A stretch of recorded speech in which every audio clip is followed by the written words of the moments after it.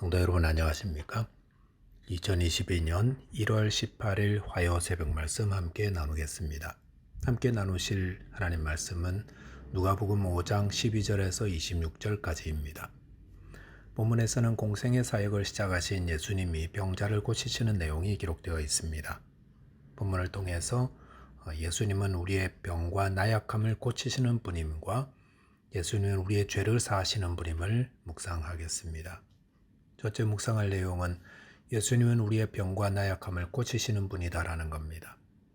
본문 12절을 보시면은 예수께서 한 동네에 계실 때에 온몸에 나병 들린 사람이 있어 예수를 보고 엎드려 구하여 이르되 주여 원하시면 나를 깨끗하게 하실 수 있나이다 하니라고 하였습니다. 여기 보시면 예수님이 한 동네에 계실 때에 온몸에 나병 들린 사람을 만났다라고 하였습니다. 예수님이 나병 환자를 만났다라고 한 것으로 볼 때에 예수님은 동네 안이 아니라 동네 밖에 계셨다 할 수 있습니다. 왜냐하면 나병 들린 사람은 동네 밖에 격리되어 거주해야 하기 때문이었습니다. 누가는 나병 들린 사람이 온몸에 나병이 들렸다고 했습니다. 그것은 그의 병이 얼마나 만성적이고 또 심각했는지를 보여줍니다. 이 나병 환자가 예수님께 주여 원하시면 나를 깨끗하게 하실 수 있나이다라고 하였습니다. 이것은 나병 환자가 예수님을 향해 가졌던 믿음을 보여줍니다. 그리고 13절 보시면 예수께서 손을 내밀어 그에게 대시며 이르시되 내가 원하노니 깨끗함을 받으라 하신데 나병이 곧 떠나니라라고 하였습니다. 예수님은 이 나병 환자에게 손을 대셨다고 했습니다. 나병 환자는 누구든 접촉하면 부정하게 된다는 율법의 가르침 때문에 사람들은 가급적 나병 환자와 멀리 떨어지려 합니다. 그런데 예수님은 오히려 손을 내밀어 그의 몸에 손을 대셨다고 했습니다. 이것은 예수님의 극진한 사랑과 자비의 표현을 보여줍니다. 예수님은 그에게 내가 원하노니 깨끗함을 받으라 하셨고 그러자 그의 나병이 곧 떠났다고 하였습니다. 이 짧은 두 구절 내가 원하노니 깨끗함을 받으라. 이 말씀에서 우리는 예수님이 우리의 질병과 나약함을 보시고 불쌍히 여기시며 또한 그것을 고치시는 분이심을 보게 됩니다. 마태복음 8장 17절에서 병을 고치시는 예수님에 대해 마태는 이사야 선지자의 글을 인용하여 다음과 같이 이야기하였습니다. 우리의 연약한 것을 친히 담당하시고 병을 짊어지셨도다. 예수님은 우리의 연약한 것을 친히 담당하시고 병을 짊어지시는 분입니다. 그러므로 우리의 연약한 것과 병을 주님께 아뢰고 맡겨야 합니다.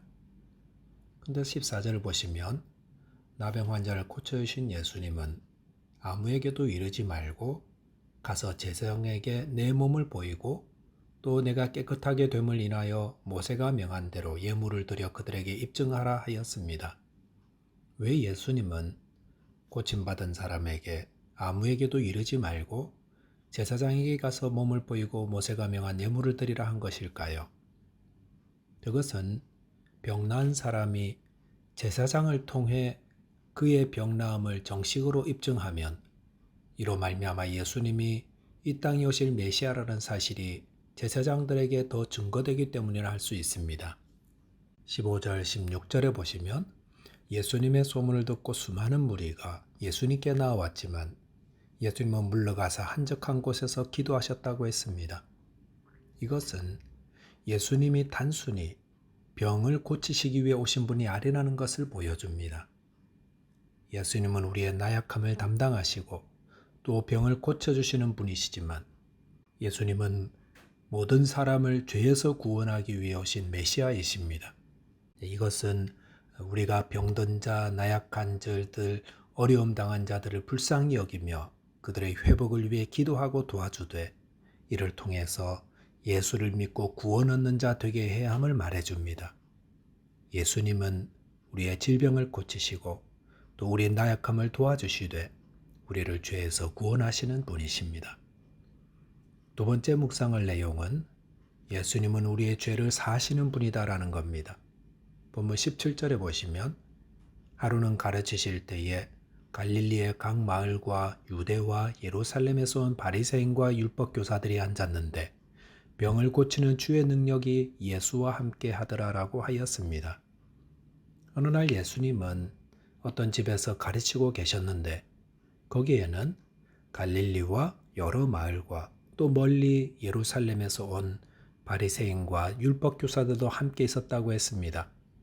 18절, 19절에 보시면 한 중풍병자를 사람들이 침상에 메고 와서 예수 앞에 들여놓고자 하였으나 무리 때문에 메고 들어갈 길을 얻지 못한지라 지붕에 올라가 기와를 벗기고 병자를 침상째 무리 가운데로 예수 앞에 달아내렸더라고 하였습니다. 예수님이 가르치는 집안에는 사람들이 너무 많았습니다. 그래서 사람들이 한 중풍병자를 침상에 메고 왔지만 도무지 예수님 앞에까지 데려갈 수가 없었습니다. 그럴 때 이들은 지붕으로 올라가 귀화를 벗겨내고 예수님이 계신 곳의 지붕을 뜯어내었습니다. 그리고 예수님 앞에 달아내렸다고 했습니다. 20절에 보시면 예수께서 그들의 믿음을 보시고 이르시되 이 사람아 내 죄사함을 받았느니라 하시니라고 하였습니다. 지붕을 뚫고 중풍병자를 침상채 예수님께 내려보낸 사람들이 예수님께 어떤 말을 했는지 본문에서는 기록되어 있지 않습니다. 하지만 예수님은 그들 안에 있는 믿음을 보시고 중풍병자를 향해 이 사람아 내 죄사함을 받았느니라라고 하셨습니다. 예수님은 왜 이 사람아 내 병이 나음을 받았느니라 이렇게 말씀하지 않고 죄사함을 받았다라고 하셨겠습니까? 그것은 죄가 사람의 병을 유발하는 근본적인 원인을 밝혀주시기 위한 것인가 동시에 예수님이 죄를 사하시는 권세가 있으신 분임을 알려주기 위한 것이었습니다. 아담의 범죄 이후에 인간이 직면한 모든 문제는 다 죄에서 비롯된 것들입니다. 인류가 이토록 고통 가운데 있는 것도 다 죄 때문입니다. 예수님이 이 땅에 오신 것은 바로 이 인간의 죄를 사하기 위해 오셨습니다. 이것을 위해 예수님은 십자가에서 죽으시고 부활하신 것입니다. 그러므로 우리가 예수님을 만나 가장 먼저 도움을 받아야 하는 것은 다른 무엇보다도 죄를 사함받는 것이어야 합니다. 예수님을 믿는다 하면서도 죄 사함을 받지 못했다면 그것은 예수님을 잘못 믿는 것입니다. 예수님이 이 땅에 오신 가장 중요한 이유는 우리에게 죄 사함의 은혜를 베풀기 위해서이십니다. 그런데 그 자리에서 예수님의 이 말을 듣고 있던 서기관과 바리새인들은 예수님이 신성모독적인 말을 했다고 생각했습니다. 왜냐하면 하나님 외에 능히 죄를 사한 분은 없다고 그들은 생각했기 때문입니다. 그럴 때에 이들의 생각을 아신 예수님이 본문 24절에서 이렇게 말씀하셨습니다. 그러나 인자가 땅에서 죄를 사하는 권세가 있는 줄을 너희로 알게 하리라 하시고 중풍병자에게 일어나 내 침상을 가지고 집으로 가라 하시매라고 하였습니다. 예수님은 자신이 땅에서 죄를 사하는 권세가 있는 줄을 너희로 알게 하신다고 하셨습니다. 우리는 예수님을 죄를 사하신 분으로 알고 믿어야 합니다. 예수님은 병도 고치고 불쌍한 사람들을 도와주기도 하시고 또 좋은 교훈들도 많이 주셨지만 가장 중요한 것은 예수님은 우리 죄를 사하시는 분이다라는 겁니다. 오늘 많은 사람들이 예수님의 이름을 들어보았겠지만 예수님을 바르게 알 필요가 있습니다. 예수님은 사람들의 죄를 사하시고 우리를 구원하시는 분입니다. 우리 안의 죄와 그 죄로 인해 유발된 모든 문제들은 예수님께 나와 해결받아야 합니다. 말씀을 정리하겠습니다. 예수님은 우리의 병과 연약함을 고치시는 분입니다. 또한 예수님은 우리의 죄를 사하시는 분입니다. 우리의 연약함과 병을 고치시며 또 우리 죄를 사하시는 예수님을 믿고 의지함으로 저와 여러분께서 예수 안에서 회복의 은혜를 누리게 되시기를 바라겠습니다. 기도하겠습니다. 하나님 아버지, 하나님의 아들 예수 그리스도를 이 땅에 보내주셔서 저희의 죄와 연약함과 질병을 다 담당해 주신 은혜를 감사드립니다. 이 좋은 예수님을 믿고 의지하고 또 증거함으로 회복의 은혜를 누리는 자 되게 하여 주옵소서. 예수 그리스도 이름으로 기도하옵나이다. 아멘. 오늘도 예수 안에서 승리하는 하루 되시기 바라겠습니다. 감사합니다.